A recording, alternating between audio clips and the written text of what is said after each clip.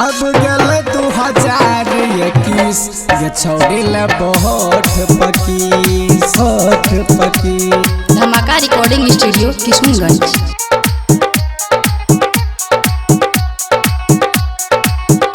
अब गल 2021 ये छोड़िल बहुत पकी।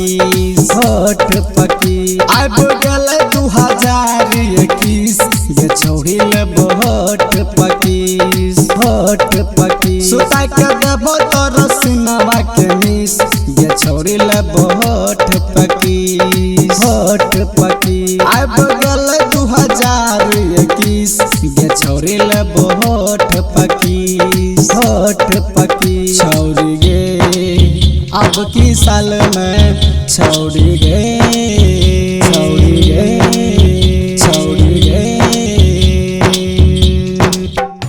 धमाका रिकॉर्डिंग स्टूडियो किशनगंज।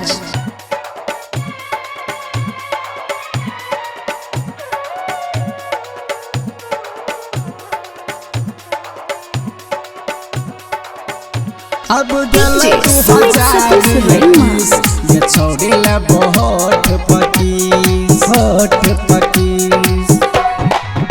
तोरा घुमैले लाइके जइबो अब की नया साल में।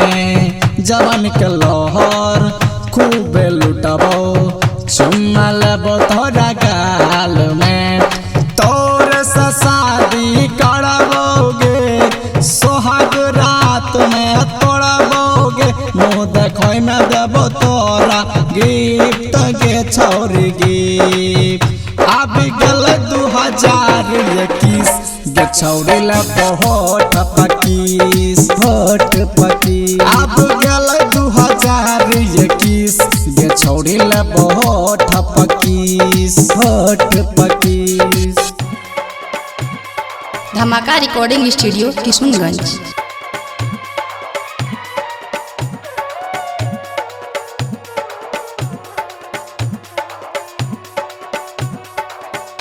अब गल 2021 ये छोड़िल बहुत पकी।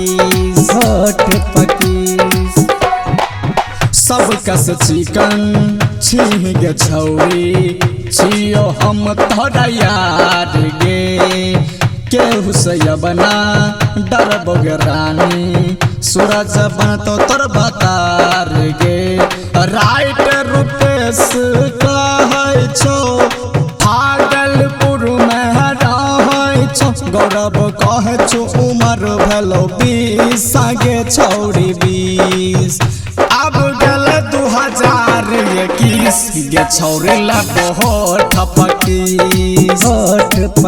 अब गल 2021 ये छोड़िल बहुत पकी। छोड़बो नहीं गे। रिकॉर्डिंग बाय नीरज बाबू।